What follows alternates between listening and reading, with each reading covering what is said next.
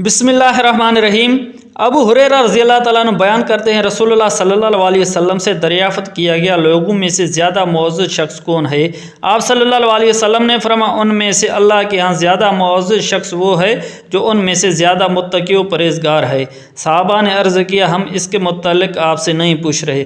आप सल्लल्लाहु अलैहि वसल्लम ने फरमाया, तब मुअज़्ज़ज़ शख्स हज़रत यूसुफ़ अलैहिस्सलाम, अल्लाह के नबी के बेटे, अल्लाह के नबी के पोते, अल्लाह के खलील इब्राहीम अलैहिस्सलाम के परपोते हैं। सहाबा ने अर्ज़ किया, हम इसके बारे में आपसे दरियाफ़त नहीं कर रहे। आप सल्लल्लाहु अलैहि वसल्लम ने फरमाया, तुम अरब कबाइल के मुतालिक मुझसे दरियाफ़त कर रहे हो?